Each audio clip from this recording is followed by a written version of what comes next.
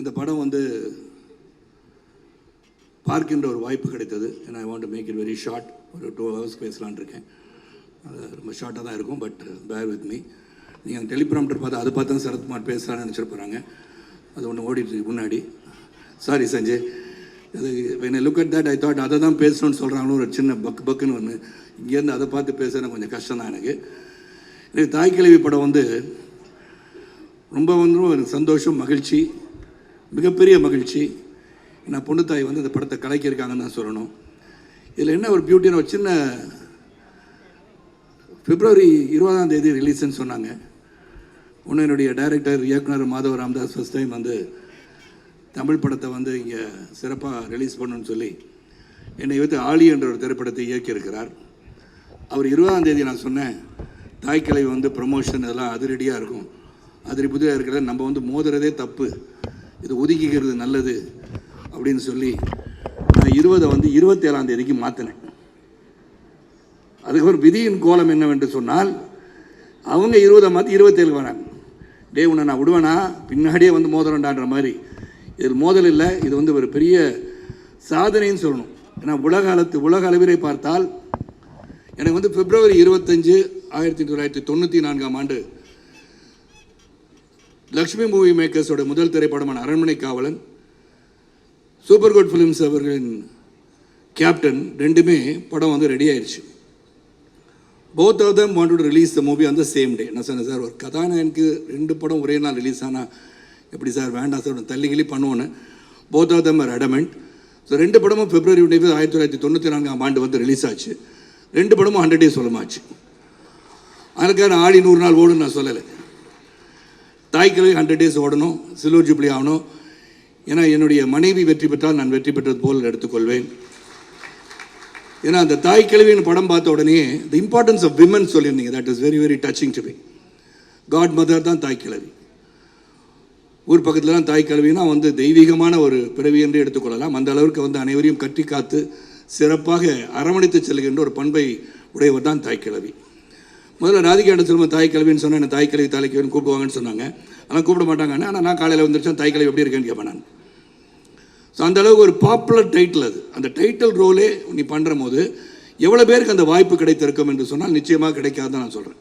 அதற்காக உழைப்பு இருக்கணும், உறுதி இருக்கணும், தன் மீது நம்பிக்கை இருக்க வேண்டும். தன் மீது உழைப்பு, உறுதி, நம்பிக்கை அதெல்லாம் இருந்தனால தான் 50 years நெருங்குகின்ற கலையரசி ராதிகா அவர்கள் இன்றும் உங்கள் மனதிலே நின்று கொண்டிருக்கிறார் என்று சொல்கிறேன்.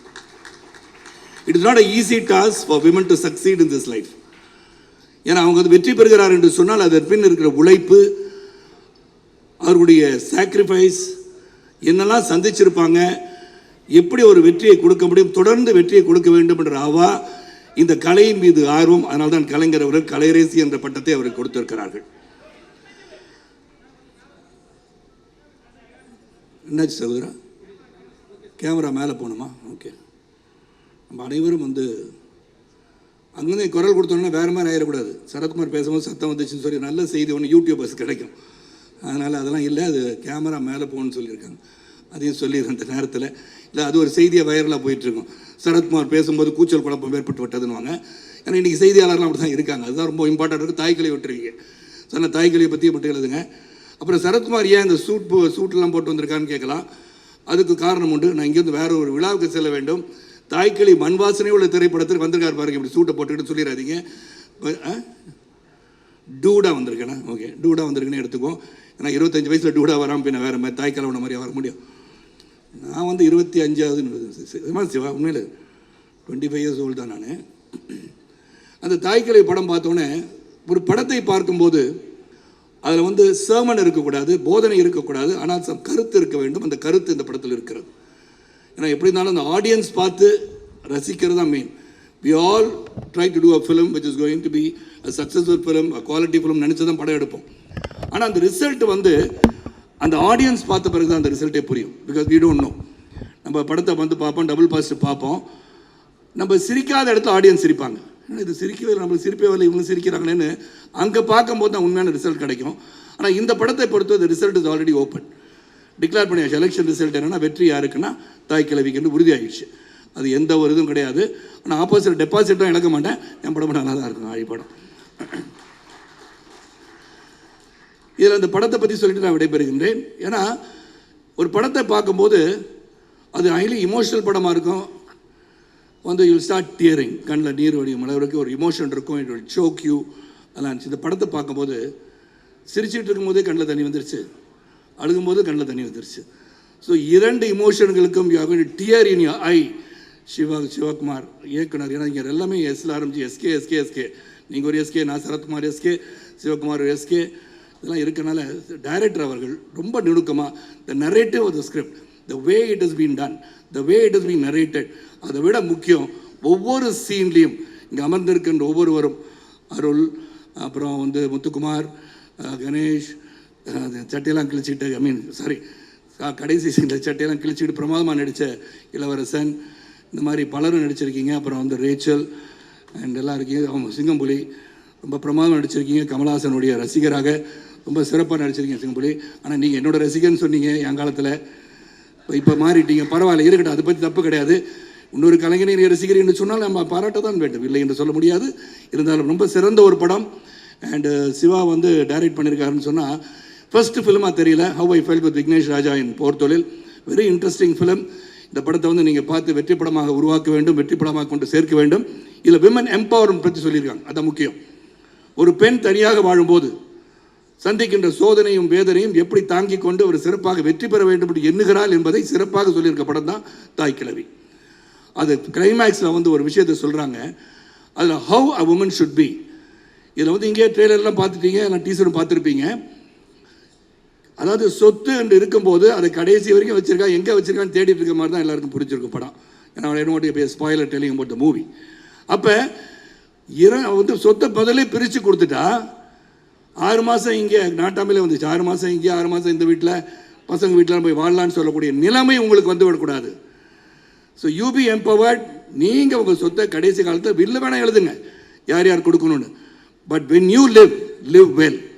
அந்த மெசேஜை ரொம்ப கிளியராக பெண்களுக்கு சொல்லியிருக்காங்கன்னு சொன்னால் hats off to the thinker and director Siva. And Sivakarthikeyan sir produce பண்ணியிருக்கீங்க. அது என் மனைவி எனக்கு பொறுத்து இந்த நான் சொல்கிறேன், ஸ்ரீபிரியா மேடத்தை வச்சுக்கிட்டே சொல்கிறேன், எனக்கு தெரிஞ்சு ஆல் இண்டியா லெவலில், அது மறுபடியும் அழுத்தமாக சொல்கின்றேன், கேட்பவர்களுக்கு கேட்கட்டும், one of the best actors the Indian film industry has got is Radhika Sarathkumar. அவங்களுக்கு ஏன் நேஷனல் அவார்டு கொடுக்குறேன்னு பல முறை சொல்கிறேன். ஆனால் நீங்கள் பத்திரிகை சகோதரர், அன்பு சகோதரர் சரத்குமார் வந்து கூவிக்கிட்டே இருக்காரு, கொடுத்துருங்கப்பா அப்படின்னு நினைக்கலாம். ஆனால் கூவிட்டே தான் இருப்பேன். Because you appreciate talent. Talent should be definitely recognised, it should be appreciated. அதுக்கு தான் ஆடியன்ஸ் இருக்கீங்க. ஏன்னா அந்த ஸ்டேஜில் நடிக்கும் போது கைத்தட்டல் வரும், இல்லாட்டி பூ you and things like that. But சினிமாவை பார்த்துவிட்டு ரசிப்பவர்கள் எங்கோ இருந்து ரசித்து கொண்டு உங்களை வளர்த்து கொண்டிருக்கிறார்கள். அந்த சினிமாவை ரசிப்போம். அனைவரும் தியேட்டரில் போய் படம் பாருங்க. தியேட்டரில் வந்து ஓடிடி ப்ளீஸ் 50 டேஸ்க்கு அப்புறம் இந்த படத்தை ரிலீஸ் பண்ணுற ஒரு நல்ல ஒரு முயற்சியை எடுக்கொண்டு கேட்டுக்கொண்டு இந்த விழாவுக்கு அழைத்து என்னையும் சிறப்பு செய்த இந்த தந்தை கிழவன் வருகை தந்திருக்கின்றேன். புது டைட்டில் சிவா, தாய் கிழவி, நான் தந்தை கிழவன். அதை பற்றி எனக்கு சந்தோஷமாக இருக்குது. கிழவன் சொல்கிறதும் தப்பே கிடையாது. 71 வயசு கிழவன் இப்படித்தான் இருப்பான் என்று அனைவருக்கும் சொல்லிக்கொள்வது நான் பெருமைப்படுகின்றேன். ராதிகா பார்க்குறாங்க, என்னடா சொல்கிறாங்க அப்படின்னு. ஸோ ரொம்ப சிறந்த நிகழ்ச்சி, அனைவரும் வந்திருக்கீங்க.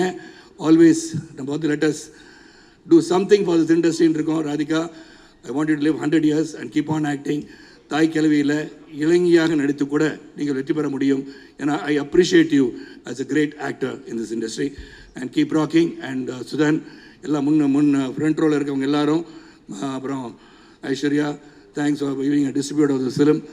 அண்ட் அருள், நீங்கள்லாம் ரொம்ப பிரமாதமாக நடிச்சிருக்கீங்க. ஒவ்வொரு காட்சியிலையும் அதை வந்து the movie was moving and moving and moving and it will move the audience of Tamil Nadu and across the globe. And once again Sudhan and Sivakarthikeyan ஒரு மிகப்பெரிய வெற்றி படத்தை கையில் வைத்திருக்கிறீர்கள். ஆழமான கருத்தை சொல்லியிருக்கிறீர்கள். ஆழி படத்தையும் பாருங்கள் என்று சொல்லி வெற்றி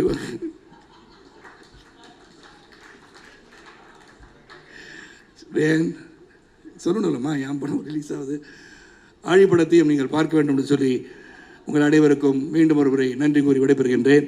பாதியிலே சரத்குமார் போயிட்டாரு, திடீர்னு வந்தார், போனார், கோச்சிட்டு போயிட்டாரு அப்படிலாம் கூட செய்தி போடுங்க, நல்லா தான் இருக்கும். ஆனால் நான் கோச்சிட்டு போல சந்தோஷமாக அமைதியாக நிம்மதியாக இந்த படம் மிகப்பெரிய வெற்றி அடைய வேண்டும். காரணம், பெண்களை உயர்த்தி பிடித்திருக்கின்ற படம். A progressive film, a progressive thought. I've been very clearly told in this film. நன்றி, வணக்கம்.